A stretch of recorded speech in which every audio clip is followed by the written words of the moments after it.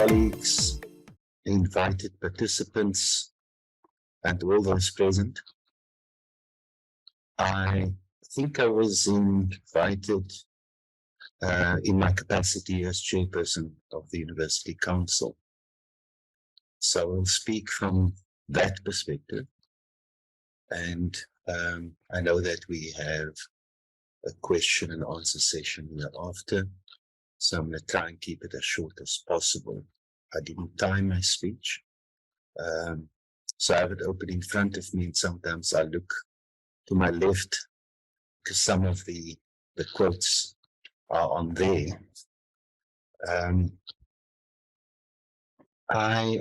Firstly, I'm moved after having regard to what this colloquium is about by the opportunity to address you at this a very important moment and event where the UWC community and the community engagement unit will be presenting their engagement work in relation to different types of scholarship. Of course, the term scholarship is open to interpretation. Prof. Deville, I see you are on the platform. As we gather here today, our sector is going through a difficult period where at least one institution had to close during the course of last week. Not only do the institutions of higher learning have to face the reality of immense scrutiny and inequality, but is also often faced with the question of the value of university education and what we contribute to the development of our society at large.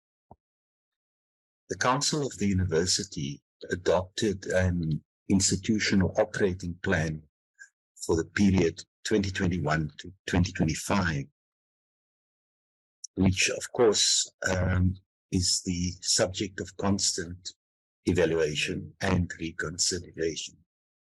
In that plan, we stated the University of the Western Cape Vision 2035 as follows. By 2035, the University of the Western Cape will be widely recognized as a leading research-led university, most notably for the nexus between its undergraduate and postgraduate degree programs and its research endeavor, its substantial place in key areas in the knowledge ecosystem, its keen focus on the public good and transforming lives, and its productive relationships and effective partnerships with universities and key agencies in Africa and abroad. This mission, as stated, is underpinned by 5 enduring values and associated behaviors to guide our actions, decisions, and our interactions with others, and to serve as a compass against which to view our work. Out of this, there were 5 values that were identified, being academic excellence, engagement and responsiveness, integrity and accountability, collegiality and collaboration, and lastly, inclusivity and diversity. The IOP also develops a number of specific goals, objectives, and means to enhance the university's position in 8 goal areas. One of the objectives that we undertook is to immerse ourselves in surrounding neighborhoods, both urban and rural, and to promote cultural, educational, developmental, social, and economic relationships with our broader community.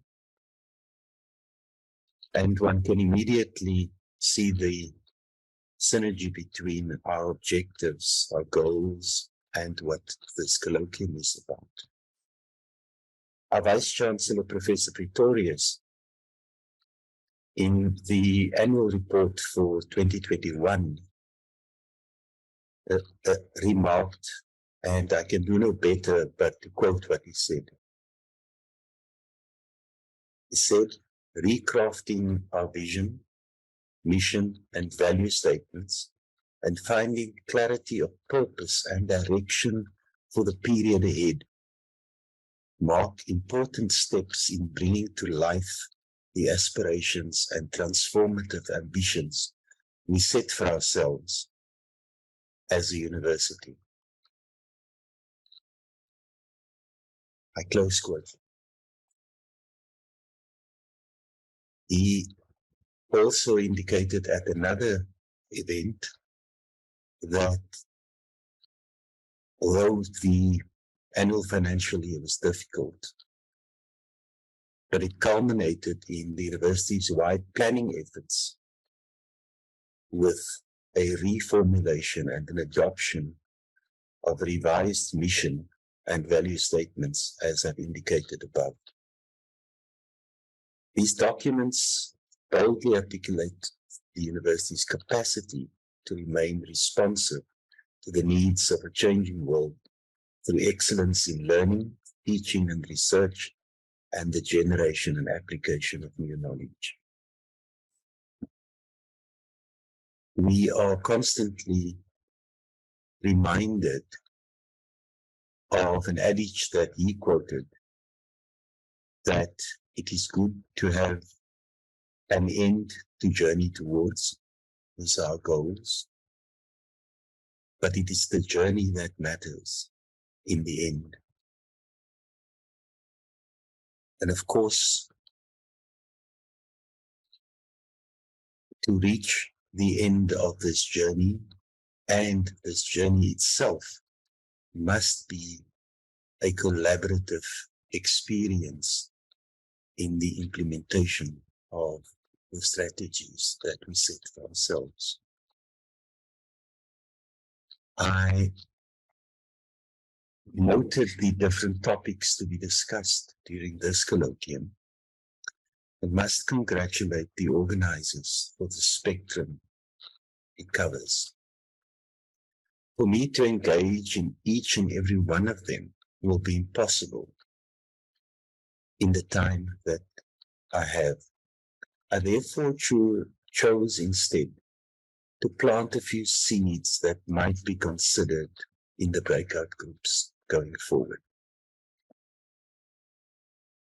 As we all know, learning and teaching and the evaluation and success thereof will remain complex precisely because of our unequal society. A few days ago, we were brutally reminded of but one current research outcome that was identified. It was reported, and I have not read the research report, that the reading ability of grade 4 learners in our country is almost non-existent in some communities.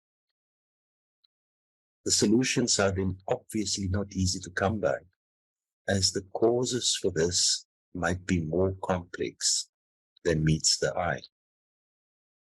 In an abstract in the conference program, Mark Herbert and Bako Audu will be presenting on expanding engagement and outreach programs on the Cape Flats, repositioning UWC for learner support programs. I note that they are focused on mathematics and physical sciences.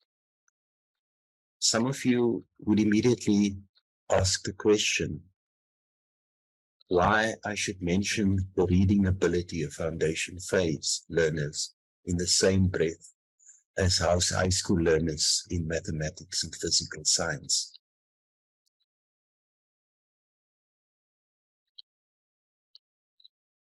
I wonder to what extent reading as a competency should cut across the university in all its endeavors, whether in research or pedagogy. It is clear that this can be a hallmark of UWC's contribution to a more equal society. The question of reading, because of the role of the ability to learn, is deeply connected to how communities thrive. With this is the important aspect of support systems, both psychological and physical. Simply put, to my mind, not enough attention and energy is spent at the core of our society, at the foundation phases of learning and the well-being and empowering of families. This would, of course, include the mental health aspect. I'm informed that research has shown that a healthy body leads to a healthy mind. And sustenance is thus a concept that exceeds the area of nutrition. Thumna Matika will, in the next 2 days, reflect on the challenges of food vendors in relation to food accessibility, food security, and the like. This research, according to the abstract, reflects on a community in Guguletu, a suburb of our city that is not too far from Judge Gerwel Drive, a road that bears the name of a former Vice-Chancellor and Rector of this university. Of course, food security is similarly an issue that should be reflected upon within the student community on campus. 2 items separately presented by Professor Hall and Professor Isaacs in 2 different capacities in our school come to mind as it relates to the broader society and the topics discussed by them has a direct bearing on food security and sustainable communities. Speaking of sustainable communities on that very same program that was circulated, it was therefore, on reflection, not unsurprising to note that the conference organizers depicted this as the golden heart or the core of the scholarship of engagement model. Let me digress to the safety issue that affects us at this moment. A few weeks ago, we officially opened the new residences at Unibel. I was informed by one of the people in one of the other vehicles that as we were leaving in a secure convoy from the residences, somebody noticed a person was mugged at the intersection of Erika Drive as we exited the area. Now, for those that know, Erika Drive is the road that runs parallel to the railway line on campus. This intersects with another road called Symphony Way. That is the road that runs from north to south or south to north in between CPUT and UWC. Whilst preparing this address, I have on one of my desks a matter involving a shooting on the corner of Erika Drive and Symphony Way.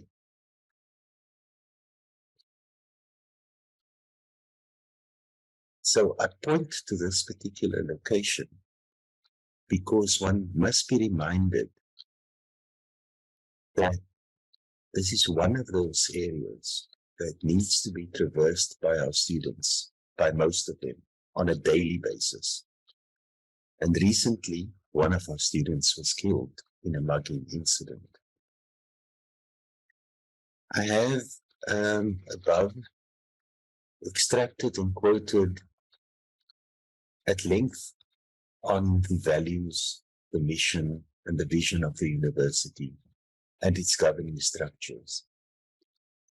Leon Pretorius, in another input to be made, named that input undermining student critical attributes, and he states in the abstract that the perspectives of the academics imply that more introspection, interrogation, and public discussion of the university's role and engagements are required. The question thus posed is, by him, what does, I quote, the university to go beyond rhetoric and contribute in building a critical community? I happen to agree with Pretorius that we might not be doing enough. And I might be criticized for this, but I make no apologies. For example, our university and some of our sports teams are currently doing extremely well in the sports arena. We are blessed with some of the best facilities within the precinct. A precinct we share with other institutions of higher learning. I ask the question, does this open up a window of opportunity, both for collaboration, as we stated as one of our goals, and or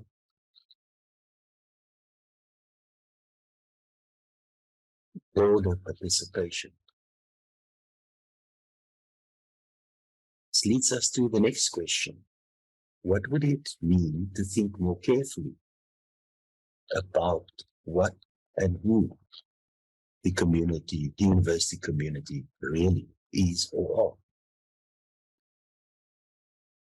are? Having read these abstracts in preparation, I was reflecting on how much time we spend,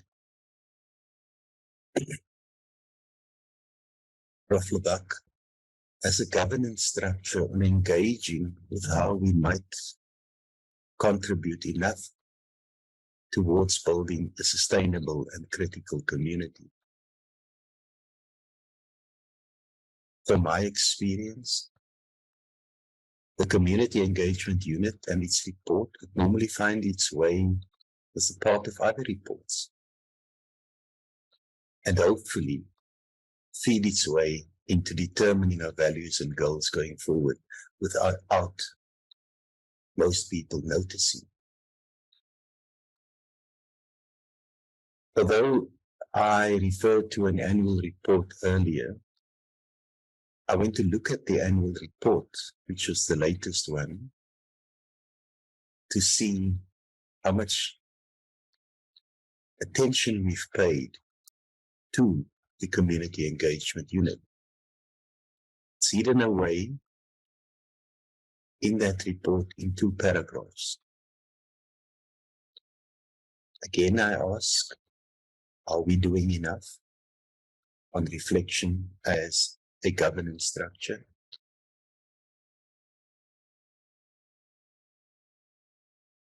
These are questions that I cannot answer, but at least I cannot think about.